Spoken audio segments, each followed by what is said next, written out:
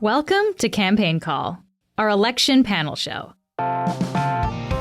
So, the votes have been counted, and the results show that Canadians are very divided, but very engaged. Elections Canada says over 19 million people voted. That's a turnout of 68.7%. The Liberals and Conservatives each won more than 40% of the popular vote. And yet, the Liberals did not win the majority government they were looking for. They are 3 MPs short. Their hopes for a bigger mandate were dashed by the Conservatives' surprising strength in Ontario, where the party picked up 16 seats. Meanwhile, the Bloc Québécois and NDP both got 6.3% of the popular vote. That translated into 22 seats for the Bloc and only 7 for the NDP. But enough with the numbers. Today, we're going to talk about the paths ahead for the leaders and their parties.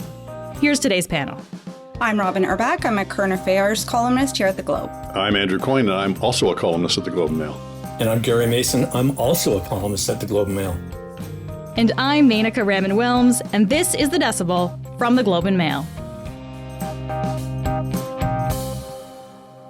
All right, Robyn, Andrew, Gary, thank you so much for being here. Thank you for having us. Good to be with you. Yeah. So we're talking around 4 p.m. on Wednesday. Let's get right into it. I want to start with the Conservatives. A big question on a lot of people's minds is what went on here? Because the Conservatives managed to increase their seat count nationally. However, leader Pierre Poilievre lost his own seat. So how can this be? Andrew, let's start with you. Well, he lost his own seat, I think, for reasons particular to that riding. It's an Ottawa riding. There's a lot of public sector workers, as I understand it, live there. He's not going to necessarily be endearing himself to them. Plus, people have memories of the Ottawa convoy and his encouragement and support of that. These are what people talk about as being possible reasons, but it's very separate and distinct, I think, from the election as a whole. And yeah, they got 42% of the vote. That's better than any federal Conservative has done since 1988. But that's the kind of thing you say when you've lost an election. And I think the long and the short of it is they had a 25-point lead, weeks before the election, and here they are still out of power. Robyn, your thoughts on that? I think that's right. I mean, I think to a certain extent, some of it was outside of his control. I know that we heard a lot about Doug Ford's campaign manager, Corey Teneycke, saying during the election campaign that it was, I think he called it campaign malpractice or election malpractice to blow a 25-point lead. But I think if you look at when the polls started narrowing, just the existence of Mark Carney and more specifically his ownership of the Liberal Party and taking on the helm of that party, that in and of itself just narrowed the gap. But that's not to absolve Pierre Poilievre and the Conservatives of the mistakes that they made throughout the campaign, which I think were numerous. And I think one of the most glaring ones, of course, was this failure to adapt to the changing conditions. It was almost as if they wanted to run against Justin Trudeau so badly that they tried to jam their old campaign strategy into this new election climate. It's kind of like when toddlers have that toy where you have to put the star into the circle hole. They just kept banging that star and it wouldn't go through the hole. And then finally they realized, okay, well,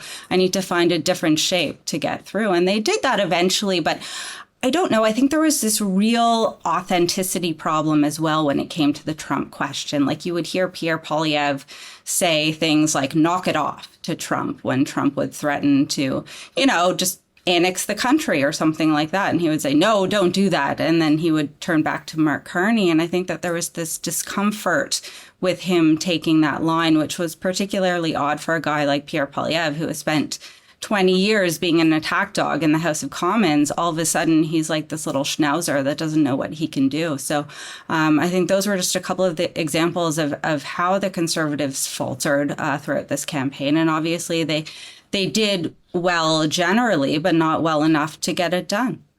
My look at it is, the result isn't altogether surprising. But, as the race tightened, it became clear that this was going to be like a binary election. It was going to be the two main parties that votes were going to coalesce around. To me, the surprise was that the Conservatives did as well as they did sort of in the 905 area, because we were led to believe, certainly looking at this race from the West, it was like they were going to get blown out in that area and that they were completely mishandling how they were campaigning in that area. So I think, there's some things that the Conservatives are going to be able to take from this. And I think that's one, that they didn't do as bad in Ontario, in parts of Ontario, crucial parts of Ontario, as people said they were going to do. And also, I think that the narrative is that the Liberals gained most of the votes at the expense of the NDP. I think that the Conservatives also gained a lot of votes from NDP supporters, blue-collar, unionized supporters, who turned their backs on the NDP because they were tired of identity politics and they felt that Poilievre did a better job speaking to them about affordability issues than Jagmeet Singh was doing. So to Robyn's point, Poilievre, deserves a lot of blame for what happened as well, for sure. But nevertheless, I think the main dynamic of the election wasn't so much the decline of the Conservative vote, though it did go down from its peak. It's the collapse of all these other parties. And Gary's right that some of that NDP vote went to the Conservatives. But I think the prevailing dynamic, though, was people from all parties, including some from the Conservatives, going towards the Liberals. It wasn't that the Tory vote came down, it's that the Liberal vote came up. And why was that? Well, I don't think you can divorce that entirely from Poilievre. The abiding strategy of the Liberal Party in every election since I was a child, and probably before, is to say to NDP and progressive voters, no, you can't vote for the New Democrats. You can't actually vote for the party that you support. You have to vote for us because you have to work with us to stop the Tories from getting into power. And when it works, it's because the Tories and the Tory leader in particular scares the daylights out of progressive voters. When it doesn't work, it's when the Tory leader is less scary. Pierre Poilievre was a definitively scary figure on his own. And then add to that the Trump thing. And so unless you're committed to the Conservatives from the start and you're worried about Trump and you're not terribly keen on Poilievre, and then along comes Mark Carney, who seems to have been custom designed for this kind of crisis, then, everything all adds up that people said, okay, I'm really worried about Trump. I don't think Poilievre has it in him for various reasons to stand up to him, partly because he's, as one conservative called him, a punk kid, but partly because he's got a base that he's got to worry about. So for all those reasons, I think to the extent that Trump dominated certainly the first part of the campaign, and therefore to the extent that this was an election about leadership, then all these votes flooded towards the Liberals. We take that kind of as a given, but it didn't have to be that way. If Poilievre had not invested a lot of time before then being as obnoxious as he could to virtually everybody you could find, you could imagine another conservative leader where the crisis erupts and people go, let's get him or her. They're competent, they're reassuring, they're unifying, they're authoritative, they're exactly the person they need. It wasn't a given that it would go to the Liberals. A lot of circumstances had to add up to that. But I think that really is the most important dynamic of the election, in my view. So if we take that and say, a lot of the blame for this election loss for the Conservatives falls at the feet of Poilievre, what is his future then? He's lost his riding. He signaled he wants to stay on as leader. What are his options, though? Well, he says he's going to stay on. That doesn't necessarily mean that he's going to. I think in the short term, look, he's been humiliated, frankly, and the party's been humiliated. And it's an awkward position for Pierre Poilievre, who has always projected this air of sort of power about him, and with some justification, too. He's always been, ever since he was that 25-year-old punk kid in the House of Commons, he's commanded this sort of presence about him. And then he was promoted to cabinet, and then he was in the opposition benches. He became the leader, and he's always had this sort of success. And this is, I think, to my mind, the first real humiliation for his political career. I don't want to make any predictions as to whether he stays around or not. I think it would be in the party's interest where they stand right now, probably to keep him around, even though the Conservatives, from the last two elections, we know that they like to give these guys one shot and then kick them out. But if he does stay around, he's got some work to do in the short term and the long term. Like the short term, there's very practical considerations. He doesn't have a seat in the House of Commons. So first off, someone's going to have to serve as the leader of the official opposition in the House of Commons because he does not have a seat. So that role can't go to him. So he has to decide along with his caucus who is going to serve that role. while he gets himself a seat. And to get himself that seat, someone's going to have to effectively give up the job that they just won, step down. We're going to have a by-election, and he's going to have to win in that by-election. So he's going to have to pick a safe spot. So those are things that he has to do in the short term. But I think in the long term, there are bigger existential questions if he does stick around about what type of leader he's going to be. And I think the dynamic changes a little bit after this election, by virtue of the fact that the PPC, the People's Party, has been basically obliterated. Like, they're a non-factor now. So I think that frees up Poilievre a little bit to kind of leave that right flank alone. He can pivot a little bit, and I'm not saying he has to pivot from his policy positions, but this sort of hard-nosed, antagonistic persona that we see, where he's picking fights with the media about his rally sizes. He's picking fights with premiers. He's seemingly picking fights with everybody. He's boycotting the mainstream media, even though that media could help him reach the demographics that he needs to appeal to, like boomers, boomer women. He shunned that during the campaign, and I think that was a mistake. So I think the Conservatives, if Pierre Poilievre continues to lead the party, will have to decide, look, is this the type of party that they're going to continue to be in the future, or are they going to tone down those aspects of what the party has stood for under Poilievre and try to appeal more to people who have been put off by that sort of attitude? If you were a betting person, you would say it's more than likely he'll stay. Just it's very difficult to remove a party leader, even if they've just lost an election. The one early indicator, of course, will be that first caucus meeting after the election, when they are mandated by law to decide whether to avail themselves of the 4 powers under the Reform Act. And we don't need to get into all those powers, but the salient one is the power to remove the leader, which the Conservative Party was the only one of the caucuses that decided to take that power in the last go-around, and they very quickly used it to get rid of Aaron O'Toole. And it will be interesting to see whether Pierre Poilievre, who in the past I think was a fervent supporter of that policy, whether he will still be in favor of the caucus having that power, and whether the caucus will nevertheless decide to take it. They're a little friskier in the Conservative caucus than in the others. And the price that may have to be paid for having blown that 25-point lead may be that, if it's not directly to remove him. He's clearly going to be weakened by this. You know, he can say what he wants about how we did better than anyone expected us to, et cetera. But you lose an election, at the very least, you're weakened, especially when you're a big part of the loss. He was an unpopular leader. He pulled behind his party, whereas Carney pulled ahead. He oversaw the strategy, and the strategy was clearly faulty for the reasons Robyn explained. So he has to wear this to a great extent. People are prepared to put up with a lot when you're the winner or you're heading to be a winner. And I can imagine that, you know, when you think you're cruising towards victory, you may not heed that old showbiz adage about, you know, be careful how you treat people on the way up because you're going to beat them on the way down. So some of those chickens may come home to roost. My guess is he'll probably be allowed to stay, but he'll be kept on maybe a shorter leash than he has in the past. And I guess the final point I would make is I would bet money that Jenny Byrne, his campaign strategist, will have to go, particularly this business of picking fights with the premiers. I mean, on election night, it was really interesting. You had Poilievre giving quite a gracious concession speech.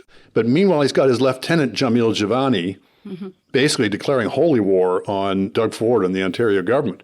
Just tore a strip off them up and down. And I doubt very much that was unauthorized. Well, how significant is that, though? Like, could that actually have a meaningful impact on the federal party's path forward, this kind of animosity between the premiers and the federal party? I would think it would. I mean, if you're picking a fight with the premier of the country's largest province, who has an enormous machinery that he can either put at your disposal or not, and you're also picking fights with the very popular premier of Nova Scotia, and you've also put a lot of noses out of joint by vetoing candidacies of really excellent candidates, Mike de Jong in BC, for example, because they didn't fit for whatever reason, into the Poilievre mode.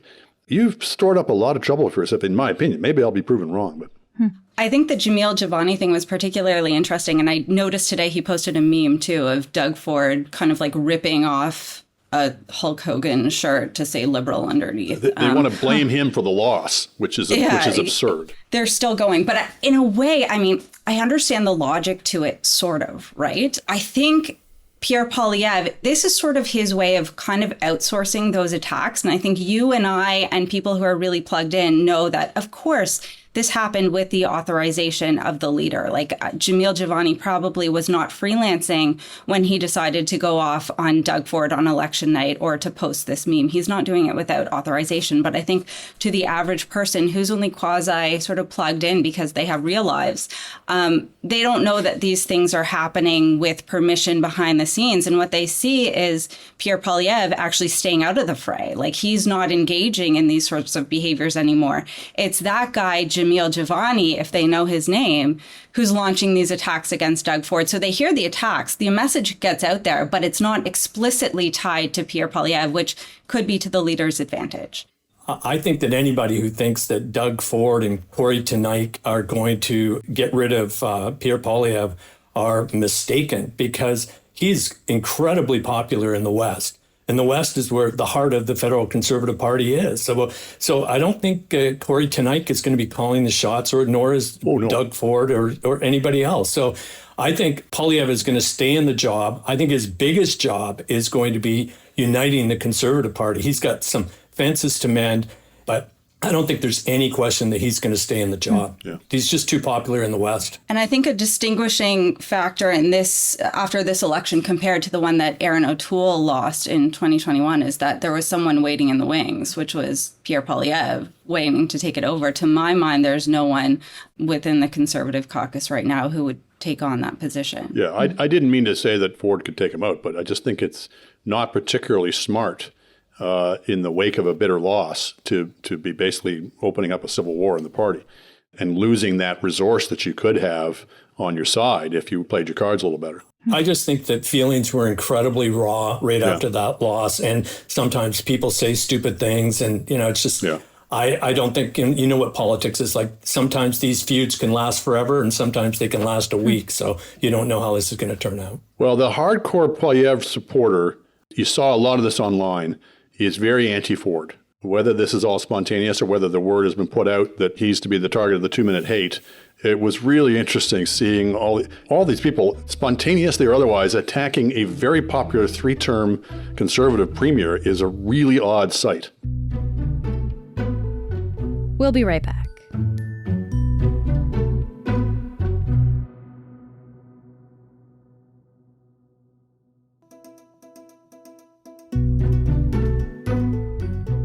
Okay, so let's turn to the Liberals and Mark Carney now. Do we have any idea how Carney might govern? I mean, obviously, for being in a minority situation, he's in a pretty good minority situation. I mean, he's only a few votes away from majority status. I don't think it's going to be difficult at all finding votes from the NDP or even the Bloc to move his agenda ahead. I just don't think it's going to be a problem at all. I mean, for all intents and purposes, he has a majority government, in my view. I don't even think he's going to have to make deals necessarily with the NDP, big deals in the way that Trudeau did with Singh. So I don't think that's going to be a problem, the situation he finds himself in. Well, to that point, actually, though, is there a chance that they will actually try to get a majority? Like, I'm thinking about the possibility of enticing people to cross the floor to get those extra 3 seats. Like, is that a possibility here? It's conceivable. They may try. He's got to be careful he doesn't invest too much capital in it, though. Tribal loyalties die hard. I mean, the NDP are demoralized at this point, no doubt. I mean, they've lost official party status. They've had their worst result ever. But there's a reason why they're in the Democratic Party, not the Liberals. I think it'll depend, I suppose, on the course of things in the NDP. If they're able to pull themselves together, elect a new leader who's got a little more appeal than Jagmeet Singh was ever able to muster. If things go south for Carney, I mean, he may be plunged very shortly into any number of different crises. Trump is still lurking out there and is a very combustible, unpredictable force. Secondly, we're going to be possibly plunged into a recession. Anytime you're in government in a recession, things don't go necessarily so well for you. He's at the helm of a party that until recently was in really bad odor with the public. And they put that aside for now because they were dealing with Trump and because they liked the cut of Mark Carney's jib. But, does that come back before long? Because people are reminded of the mistakes they made in their previous terms. So there's reasons to think that, okay, he's riding relatively high now, although on a relatively slim mandate. I take Gary's point that he can basically govern as if he had a majority, but if it's a strong minority, it's not a particularly strong majority. It's a weak majority, shall we say. And it was all won on the basis of Trump. It wasn't, a ringing endorsement of some massive platform that he brought forward. They brought the platform out at the very last possible minute. And let's remind ourselves, for all his undoubted talents, Mark Carney is a complete rookie at being a prime minister. Most people are, of course, but until now, he'd never run for anything. He's learning it on the job. He's climbed that learning curve pretty quickly. Maybe he'll continue to do so, but that's another thing to give one pause. I think Andrew makes a good point. I think to a certain extent, Mark Carney was elected because of the idea of Mark Carney. Like, he was prime minister for a week and a bit, but Canada is facing this enormous crisis with threats from the US, and along comes a technocrat, and Canada loves a technocrat, right? And he came over and he held our hands and he said, everything's going to be okay. Put me in charge and I'll figure it out, right? And that's what Canada effectively did. We're trusting him to get it done. I do find it interesting, though. I mean, when we talked about the ballot question during the election, it was always about who would best deal with Trump, but it was rarely about how that individual would deal with Trump. So I think the reality of the situation, that primarily being the unpredictability of Donald Trump and his volatility when dealing with anything, that's going to bring the idea of Mark Carney down to earth, right? There's going to be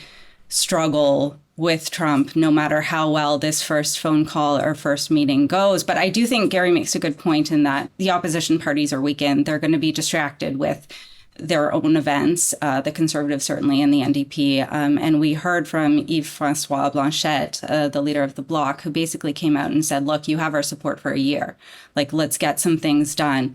And all of that combined with the fact that I think the climate in Canada is one where we have endured this tumultuousness in Parliament for the last several months. We had our finance minister quit. We had our prime minister resign. Then we had to sit through a leadership race. And then we had an election. And all of these things were going on as we were being threatened with these punishing tariffs and possible annexation. So all of this was going on. And I think we're at a point now where, okay, we have a plan for government and we want to actually see things getting done now to the best of our legislators' abilities with this minority parliament. I don't think there's going to be a lot of patience for whomever decides to stand in the way. So for that reason, I think Mark Carney is in an advantageous position in that he can potentially put forward legislation and get it passed, because no one wants to be that obstacle after a volatile couple of months. Unless your name is Danielle Smith, in which case you don't really care what kind of obstacles are in the way. I mean, Andrew mentioned that Pierre Poilievre was his own attack dog, or maybe it was you, Robyn, but actually Danielle Smith was his biggest proxy in that regard. And I think those two are tight, and she is going to try and make life as miserable as possible for the Prime Minister, despite all this baffle-gab about how Canada comes first and how she's always been lobbying for Canada, which is all bull. And there you have another internal fight, because Doug Ford does not like Danielle Smith either. And you look at what's going on in the machinations of the Conservative movement in Canada, and you have two of the most prominent Conservative leaders in the country who basically don't like one another. And they have people behind them that are at war as well. So, it could be that Mark Carney's greatest gift is that the Conservative movement are going to be fighting amongst each other, and they're going to be so distracted that he'll be able to push ahead with his agenda. And anybody who, like Danielle Smith, who tries to put up roadblocks is going to be so rejected by the population at large that their voice might be silenced in the process. And this is the recklessness of Jamil Jivani and the apparent strategy of going after Doug Ford. This is a still relatively newly created party out of two factions, the old Reform Party and the old Progressive Conservatives. And there's no doubt that the Poilievre faction has the upper hand. But if the thinking is, oh, we'll just have some kind of massive purge of anybody who's not absolutely in lockstep with, I just think that's a recipe for disaster. Totally.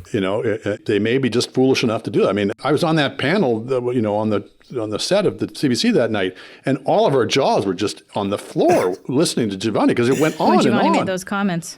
It went on, and the viciousness and the vituperation of it.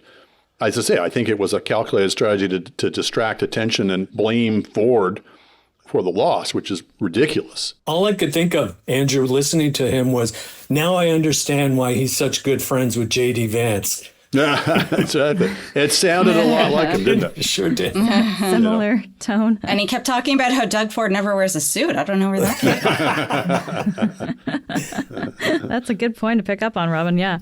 Okay, so we've talked about the Liberals here. I do want to get a question in on the NDP because we saw a lot happen with this party in this election too, right? I guess I wonder how they rebuild here without the support of official party status. They only have 7 seats. They needed 12 to get that status. They didn't reach that number. And for context, this status, of course, they get less funding without that. And, of course, their leader, Jagmeet Singh, said he's stepping down. So how does this party remain relevant going forward? Well, first of all, of course, we should be wary of writing anybody off. The NDP was flat in its back in 1993. They came back. The Conservatives were flat in their back in 93. They came back. The Liberals were dead in 2011. They came back. So it's not unheard of that, party loyalties, party brands endure. This is clearly the worst result they've ever had. They, too, have their division between the sort of downtown progressives, who are very interested in identity politics and the environment, and the blue-collar workers, maybe fewer in number these days, and certainly being targeted by the Conservatives for support. But that urban-rural split, et cetera, remains a factor. They do have 2 provincial governments in the West that they can draw on as basis of support. They've got a very popular premier in Manitoba, Wab Kinew, who people talk of fondly as a possible future leader. He'll have some decisions to make in that regard. A leader can make a big difference, obviously, in our leader-centric politics. So I think I would urge them not to make any hasty decisions. Let the government make some mistakes. Carney ran sort of to the left in some ways during the campaign, certainly that platform. May feel that, now that I've got elected, I can, go back to maybe. I think a lot of people think he's more naturally a blue liberal. It's entirely possible that he'll govern, particularly dealing with these deficits, that he'll govern in a more fiscally conservative way, and that can give openings to New Democrat causes and supporters. So I would just say, take your time and lick your wounds. And what's that old thing of, I'll lie me down and bleed a while and rise and fight again would be probably the best advice. I think it really does start with the leader. I mean, for all his qualities, Jagmeet Singh, he seemed like an inspirational choice at the time. But, he was never going to fly in Quebec. In a resolutely secular province like Quebec, a turban-wearing provincial politician was never going to accumulate wide support. And then Bill 21 came along that made it even more difficult for Singh and the NDP to build in a province that they desperately need if they're going to call themselves a national party. That was a bill that talked about religious symbols. Exactly. Yeah. So they've got a big problem in Quebec, which is an important province for any political party.